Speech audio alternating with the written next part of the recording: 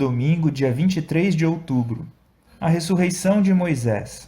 O primeiro texto que nós vamos ler aqui está no livro O Desejado de Todas as Nações e diz o seguinte para nós: o fim daqueles anos de trabalho e de opressiva preocupação foi uma sepultura naquele deserto.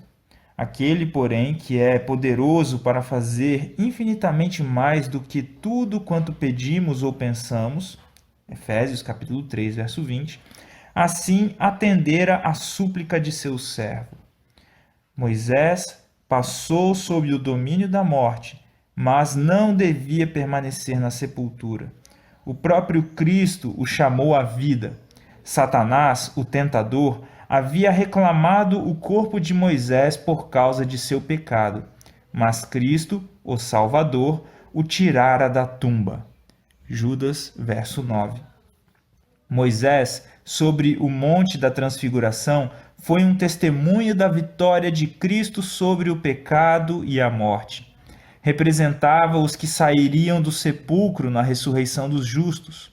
Elias, que tinha sido trasladado ao céu sem ver a morte, representava os que estarão vivos na terra por ocasião da segunda vinda de Cristo e que serão transformados, num momento, num abrir e fechar de olhos, ao ressoar da última trombeta, quando é necessário que este corpo corruptível se revista da incorruptibilidade e o corpo mortal se revista da imortalidade. 1 Coríntios, capítulo 15, do verso 51 até o 53. Vejam só, meus queridos irmãos e minhas queridas irmãs, cada um daqueles dois que estava conversando com Jesus ali no Monte da Transfiguração representava uma classe de pessoas que estarão ali presentes na volta de Jesus. Quando Cristo voltar, os mortos que morreram em Cristo, que creram nele como Salvador pessoal, ressuscitarão, assim como Moisés. E os vivos, aqueles que forem fiéis e estiverem vivos quando Cristo voltar, serão transformados e levados para o céu, assim como foi Elias. Que coisa maravilhosa, não é? Agora, vamos ler um texto que está nos comentários de Ellen G. White, no Comentário Bíblico Adventista do Sétimo Dia, volume 5, e diz o seguinte para nós: o Pai escolheu Moisés e Elias para ser seus mensageiros a Cristo, para glorificá-lo com a luz do céu e para falar com ele sobre a agonia pela qual em breve passaria. Porque eles haviam vivido na terra como homens, haviam experimentado a tristeza e o sofrimento humanos e podiam entender a provação de Jesus em sua vida terrena. Elias, em sua posição como profeta enviado a Israel, havia representado a Cristo e sua obra havia sido, em certa medida, semelhante à do Salvador. Moisés, como líder de Israel, havia se colocado no lugar de Cristo, comungando com ele e seguindo suas orientações. Portanto, esses dois, dentre todas as hostes que estavam reunidas ao redor do trono de Deus, eram os que mais estavam aptos para ministrar ao Filho de Deus. Que impressionante, não é? Como que aqueles homens tiveram uma missão tão importante.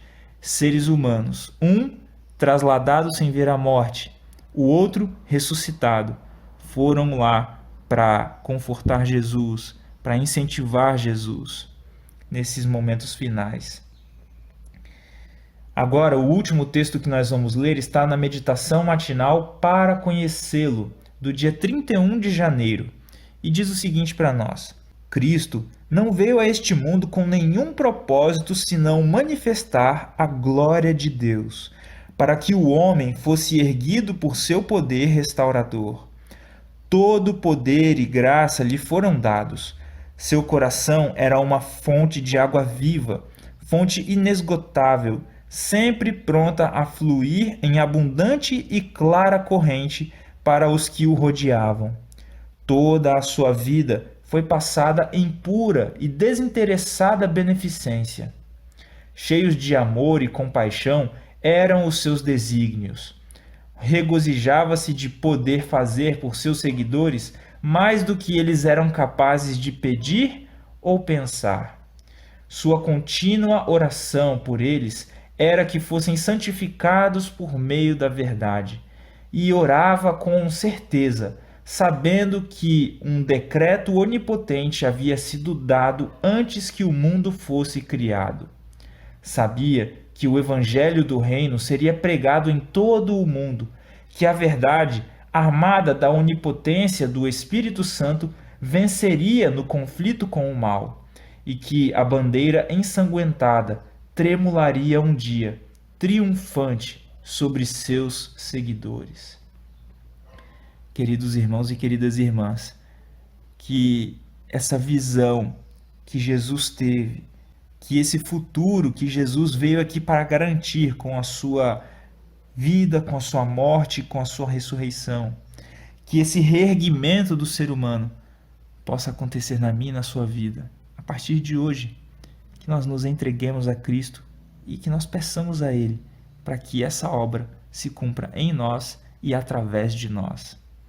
Um grande abraço e até a próxima, se assim Deus nos permitir.